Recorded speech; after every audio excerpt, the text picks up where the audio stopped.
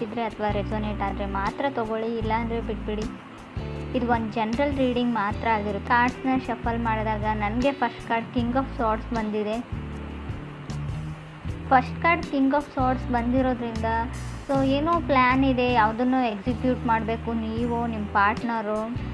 So ಲಾಯರ್ಸ್ನ consult ಮಾಡ್ತಿರೋ, so big deal ಅಂತ ಹೇಳ್ಬೋದು. ಯಾವುದಾದ್ರೂ ನಿಮ್ಮದು ಕೋರ್ಟ್ ಅಥವಾ ಕಚೇರಿಗೆ ಸಂಬಂಧಪಟ್ಟಿದ್ದ ಕೆಲಸ ಆಗಿರ್ಬೋದು. But king of swords first card ಬಂದಿರೋದ್ರಿಂದ ಮೇ ಬಿ ಮ್ಯಾಟರು ನಿಮ್ಮ ಯಂಗರ್ ಸಿಬ್ಲಿಂಗ್ಸ್ ಇದ್ದಿರ್ಬೋದು, ಅಥವಾ ಎನ್ವೈರ್ಮೆಂಟಿಗೆ ನಿಮ್ಮನ್ನು ನೀವು ಅಡಾಪ್ಟ್ ಮಾಡ್ಕೊಳ್ದಿರ್ಬೋದು.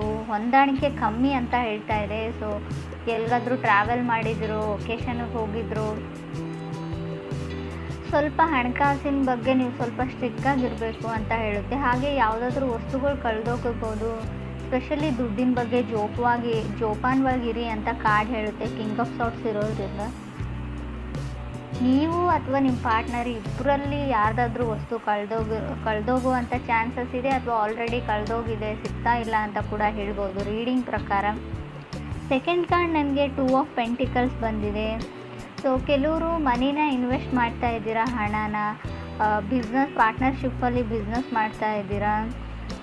ಸೊ ಮೇ ಬಿ ಕೆಲವ್ರಿಗೆ ಲಾಸ್ ಆಗ್ಬೋದು ಅಂತಲೇ ನಾನು ಹೇಳ್ತೀನಿ. ನಿಮ್ಮ ಪಾರ್ಟ್ನರ್ ನಿಮ್ಗೆ ಹೇಳ್ಬೋದು, ಬ್ಯಾಡ್ ನ್ಯೂಸ್ ಅಂತ ಹೇಳ್ಬೋದು, ಬಟ್ ಅವ್ರು ಸಾರಿ ಅಂತ ಹೇಳ್ಬೋದು. ಸಣ್ಣ ಪುಟ್ಟ ಮಿಸ್ಟೇಕ್ಸ್ ಎಲ್ರಿಗೂ ಆಗುತ್ತೆ. ಬಟ್ 2 ಆಫ್ ಪೆಂಟಿಕಲ್ಸ್ ನಾನು ಆಗಲೇ ಹೇಳಿದೆ, ಹಣಕಾಸಿನ ವಿಚಾರದಲ್ಲಿ ನೀವು ಸ್ವಲ್ಪ ಸ್ಟ್ರಿಕ್ಟಾಗಿರಬೇಕು. ಇಲ್ಲ ಅಂದರೆ ಹಣ ಪೋಲಾಗುತ್ತೆ, ಕಳೆದೋಗುತ್ತೆ. ಒಟ್ಟಿನಲ್ಲಿ ಹಣಕಾಸಿನ ಬಗ್ಗೆ ನಾನು ತುಂಬ ಕೇರ್ಫುಲ್ ಆಗಿರಿ ಅಂತಲೇ ಹೇಳ್ತೀನಿ. ಇದು ನೀವು ನಿಮ್ಮ ಪಾರ್ಟ್ನರ್ಗೆ ಏನಾದರೂ ಎಕ್ಸ್ಪೆನ್ಸಿವ್ ಗಿಫ್ಟ್ನ ಪರ್ಚೇಸ್ ಮಾಡಿ ಕೊಡೋದ್ರಲ್ಲಾಗಿರ್ಬೋದು, ಅಥವಾ ಅವ್ರು ಏನಾದರೂ ಅದನ್ನು ಕಳ್ಕೊಳ್ಳೋದು ಅಥವಾ ಬೀಳ್ಸೋದು, ಸಮಥಿಂಗ್ ಲಾಸ್ ಅಂತ ಹೇಳುತ್ತೆ ಕಾರ್ಡು.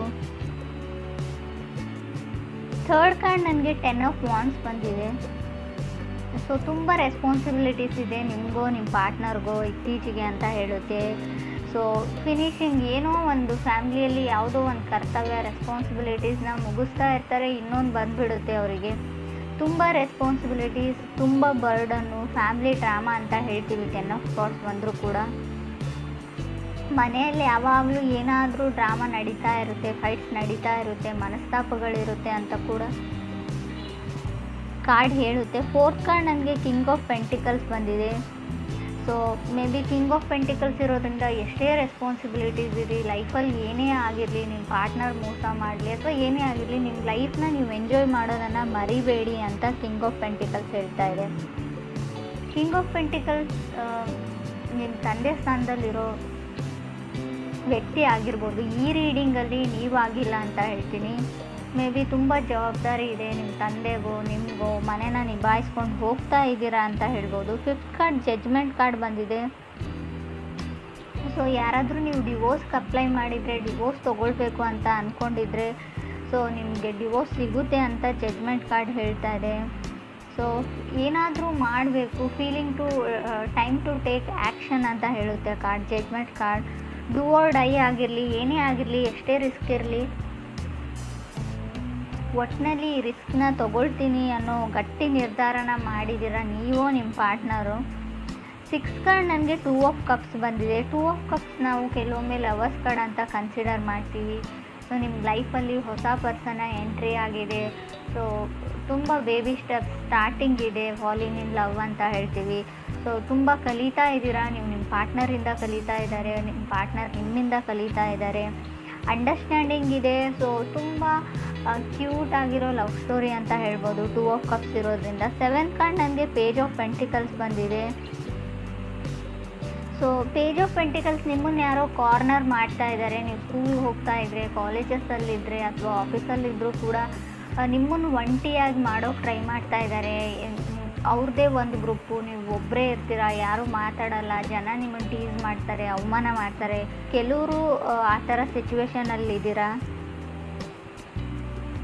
ಸೊ ತುಂಬ ಕಷ್ಟ ಆಗ್ತಾ ಇದೆ, ಚಾಲೆಂಜ್ ಅಂತ ಅನ್ನಿಸ್ತಾ ಇದೆ ಕೆಲವ್ರಿಗೆ ಇಲ್ಲಿ ಅವ್ರ ಫೀಲಿಂಗ್ಸ್ನ ಎಕ್ಸ್ಪ್ರೆಸ್ ಮಾಡ್ಕೊಳ್ಳೋದ್ರಲ್ಲಿ. ಸೊ ನಿಮ್ಗೆ ಯಾರೋ ಇಷ್ಟ, ಅವ್ರು ಬೇರೆ ಕಡೆ ಒಂದು ಗ್ರೂಪಲ್ಲಿ ಇರ್ತಾರೆ, ಅಥವಾ ನೀವೊಂದು ಕಡೆ ಗ್ರೂಪಲ್ಲಿದ್ದೀರಾ, ಅವ್ರು ಕಾರ್ನರ್ ಮಾಡಿದ್ದಾರೆ ನಿಮ್ಮ ಗ್ರೂಪಲ್ಲಿರೋರು. ಸೊ ನಿಮಗೆ ಅವ್ರು ಇಷ್ಟ, ಹೇಗೆ ಹೋಗಿ ಎಕ್ಸ್ಪ್ರೆಸ್ ಮಾಡ್ಕೊಳ್ಳಿ, ನಿಮ್ಮ ಫ್ರೆಂಡ್ಸ್ ಏನು ಅಂದ್ಕೊಳ್ತಾರೆ ಅನ್ನೋ ಯೋಚನೆಯಲ್ಲಿ ನೀವಿದ್ದೀರೋ, ಅಥವಾ ಅದರ್ ಪರ್ಸನ್ ಇರ್ಬೋದು. 9th ಕಾರ್ಡ್ ನನಗೆ 8 ಆಫ್ ಕಪ್ ಬಂದಿದೆ. ಸೊ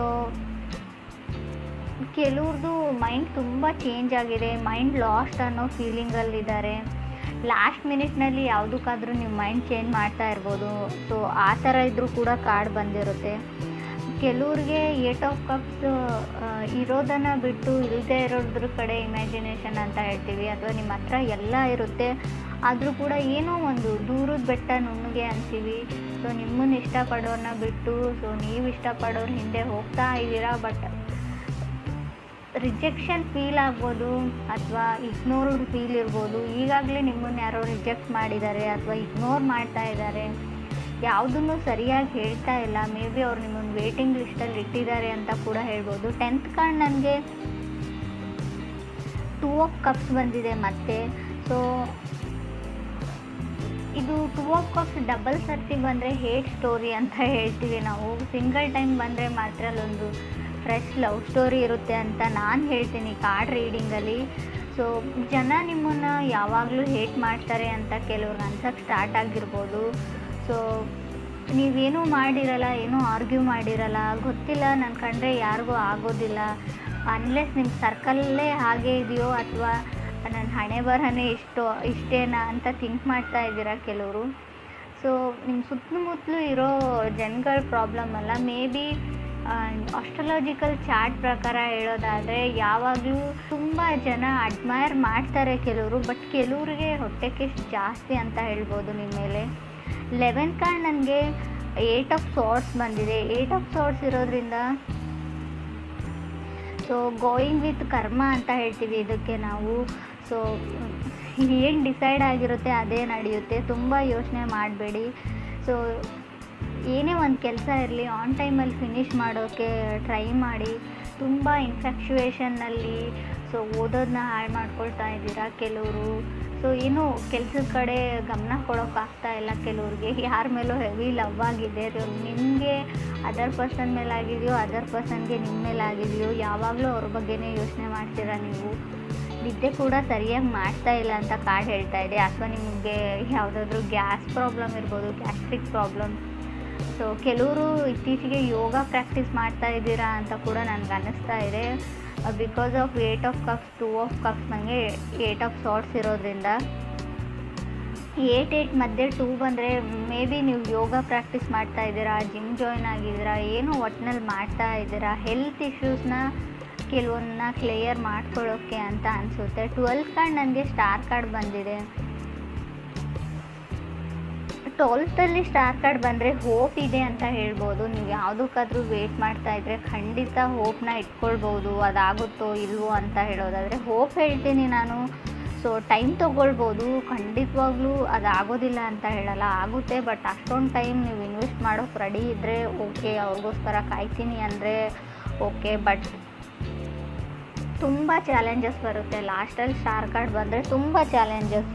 ಸೊ ನೀವು ಅಂದ್ಕೊಂಡೇ ಇರಲ್ಲ ಇಷ್ಟೊಂದು ಚಾಲೆಂಜಸ್ನ ಫೇಸ್ ಮಾಡಬೇಕಾಗುತ್ತೆ ಅಂತ. ಸೊ ಇಡೀ ಲೈಫ್ ಲಾಂಗ್ ಕೂಡ ಕೆಲವರು ತಗಲ್ಬೋದು ಅಂತ ಕೂಡ ಕಾರ್ಡ್ ಹೇಳುತ್ತೆ. ಸೊ ಕೆಲವ್ರದ್ದು ಗೇನ್ಸ್ ಎಲ್ಲ ಮಲ್ಟಿಪ್ಲೈ ಆದರೂ ಕೂಡ ಹಣ ಲಾಸ್ ಆಗೋ ಚಾನ್ಸಸ್ ಇದೆ. ಸೊ ಕೆಲವರು ಫೀಲ್ ಗುಡ್ಡಲ್ಲಿ ಇದ್ದೀರಾ ಅಂತ ಹೇಳ್ಬೋದು. But king of sorts first card ಆಗಿರೋದ್ರಿಂದ ನಾನು ಆಗಲೇ ಹೇಳಿದೆ 10 ಆಫ್ ವಾಂಡ್ಸ್ ಕೂಡ ಇದೆ ನಿಮಗೆ ಕಾರ್ಡು. 3rdಲ್ಲಿ 10 ಆಫ್ ವಾಂಡ್ಸ್, ಫಸ್ಟಲ್ಲಿ ಕಿಂಗ್ ಆಫ್ ಸಾರ್ಟ್ಸ್ ಇರೋದ್ರಿಂದ ಫೀಲ್ ಗುಡ್ ಇರ್ತೀರಾ. ಬಟ್ ಫ್ಯಾಮ್ಲಿ ಟೆಸ್ಟ್ ಅಂತ ಹೇಳ್ಬೋದು. ನೀವು ಫ್ಯಾಮ್ಲಿನ ಟೆಸ್ಟ್ ಮಾಡ್ತಿರೋ ಅಥವಾ ಯೂನಿವರ್ಸ್ ನಿಮ್ಮ ಫ್ಯಾಮ್ಲಿನ ಟೆಸ್ಟಲ್ಲಿ ಇಡುತ್ತೋ ಗೊತ್ತಿಲ್ಲ. ಸ್ವಲ್ಪ ಚಾಲೆಂಜಸ್ ಬರ್ಬೋದು, ಎಲ್ಲನೂ ನಿಭಾಯಿಸ್ಕೊಂಡು ಹೋದರೆ ಖಂಡಿತವಾಗ್ಲೂ. ಸೊ ಎನಿಮೀಸ್ ಜಾಸ್ತಿ ಆಗ್ತಾರೆ ಅಂತ ಹೇಳ್ತೀನಿ ನಾನು. ಸ್ಕೂಲ್ ರಿಲೇಟೆಡ್ ಸ್ಟಪ್ಪಲ್ಲಿ ಕೆಲವ್ರದ್ದು ಪ್ರಾಕ್ಟಿಕಲ್ ಎಕ್ಸಾಮ್ಸ್ ಇರ್ಬೋದು ಅಂತ ಅಂದ್ಕೊಳ್ತೀನಿ. ಕೆಲವರು ಕ್ರೇಜಿ ಇನ್ ಲವ್ವಲ್ಲಿ ಇದ್ದೀರಾ ಅಂತ ಹೇಳ್ಬೋದು.